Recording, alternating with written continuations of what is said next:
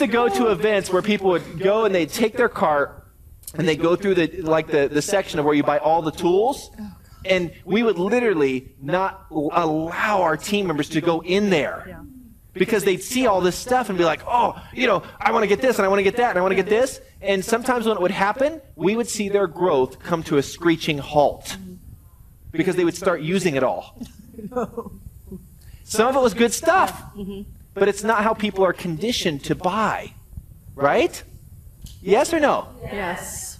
So part of this process is, again, looking at our industry, looking at the groups that are successful. There's an easy process sometimes that they use that's duplicatable. Not to say that a DVD is not duplicatable, but it's sort of, you told us, it's sort of out of the norm for the average person out there. Yes? Yes.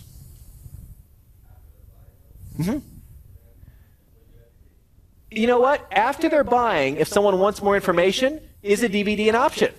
Yes. Now, what if someone says, do you have more information on this? I'd like to learn more as I'm making my buying decision. Yes. But to lead with that and you determine how they're going to buy doesn't even make sense, especially if they're used to buying without that. Got it? On our conference calls, never once do we ever say, now go back and spend 16 hours researching this, and we'll see it out the other end of it. Because we know no one would ever make it out the other end of it. Would they? Whose life is so empty that they can research all of this stuff? Hardly anyone that I know, right? What we say is get back to the person that brought you on this call and get the stuff. You just heard a little bit about it? Get it. It's great. You're going to love it. If not, satisfaction guarantee. That's how people buy things. People will read something online and hit this magic button at the end that says, buy. Buy now. Because they want it now. One action, one result. So sometimes it's good to even have your stuff on hand. Because if you're talking personally with them, when do they want it? So here's what usually happens. I'll tell you what. I don't have any of what I'm selling you. And not only can't I give it to you, but let me slow down the process that we're going through by having you take your valuable time, stop doing what's valuable to you, and watch this DVD that you care nothing about. I know that sounds ridiculous, but isn't that what we're doing sometimes at least? So you might want to ask yourself, could it be easier? Could it be a little easier? And design your process on maybe that. And if someone says, I want more info, then provide it.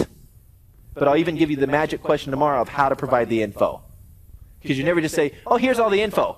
And you wheelbarrow them to their house. Dr. Nugent in a wheelbarrow. Strike that. Hello, I'm here for the next 2 weeks.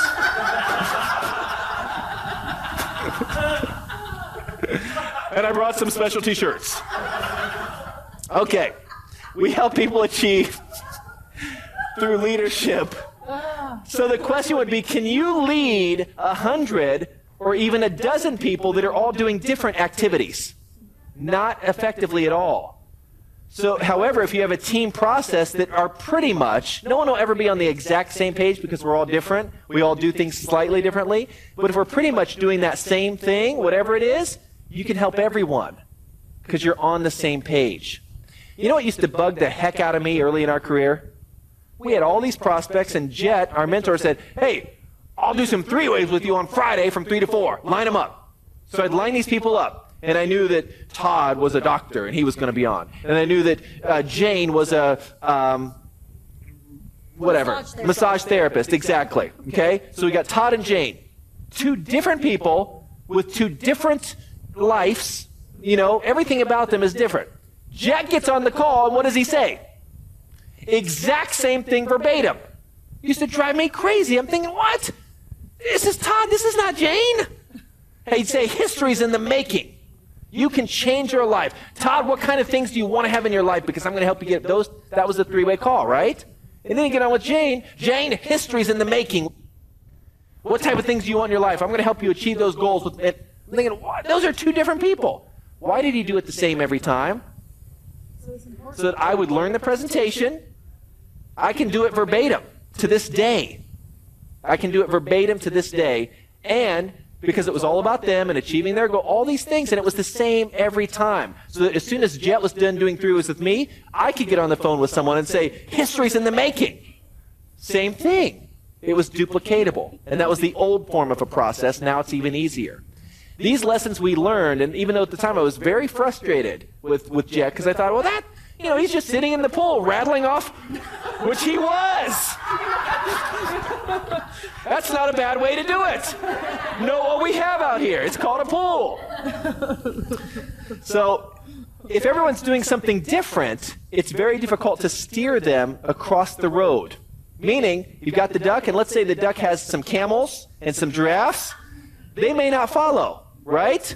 Because they're different. But if everyone's sort of moving in the same direction and doing the same things, it's much easier. You guys with us? Yes? So you need a sales process. Now, let's talk about that just for a moment. A sales process, because as soon as we say that, a sales process, people usually start saying, yep, I've got to design a sales process, right? A lot of people are thinking, okay, I've got to design a sales process. What's the usual sales process that a person takes? Let's say they're watching TV at night, and they see Lunesta so that you can sleep better. And all of a sudden the person, I want to sleep better. What do? They call, they buy, they contact. They take the action, and they do what? They buy it. They get it. Or let's say they're in the store, and they're going past something, and something catches their eye that they heard their friend talk about. It's called a referral. They heard their friend talk about it, and they're like, oh yeah, I saw that. I'd like to try that. What do? That's a sales process. People buy. You just got to expose your stuff to people so that they can buy it. Does that make sense? A sales process is not, well, first I'll give them this, and then I'll give them that, and then I'll give them this, and then I'll give them that. Because they are going to freak out if you do that. They just will. It's not normal. Just let them know what you have. Make them an offer to what you have will help them get what they want. Match it up. You're a matchmaker with what you have. Okay? That's what you are. And some of you are already really good matchmakers. Are you not? Okay. That's what this is. That's a sales process. So let's talk about it. Anatomy of a good process? It's got to be simple. If it's complex, your people won't be able to do it, and it'll freak out all your prospects. Number 2, has to have a few easy steps. When I say a few, a few could mean 11 to someone, but it's not. A few is 2 or 3. It's got to be 2 or 3. If it was 11, the amazing cash-generating whiteboard would have to go all the way across this room. And it doesn't. It's just one whiteboard with 2 or 3 columns. Remember? 4 columns total, but one of them's enrolling. One of them's talking to them. One of them's enrolling. How many steps are really part of the sales process? 2. 2 steps. You want it? Okay, here. A lot of people want the benefits that you have.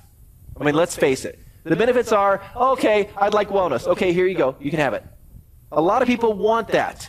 Do you make it so complicated that they don't see that that's what you're offering? Sometimes. A lot of people in this country and all countries want more money. Okay, I'll help you get some. Okay, let's do it. Sometimes it's that. That's a sales process. Does that make sense? Not, well, watch whatever DVDs and see if you come to the conclusion that you might be able to earn some income somehow on your own. That doesn't make as much sense. That's more complex and even abstract. I don't know if the prospect would even be able to figure that out. Tell them, here's what this is, here's what it's going to do for you, and I'm going to help you. Great! Now they can make an educated decision on what you told them. Make sense? Few easy steps. It's not coming up with a bunch of ways and reasons to get people to buy something. That will stretch out the process and be not duplicatable. Okay. Think about this.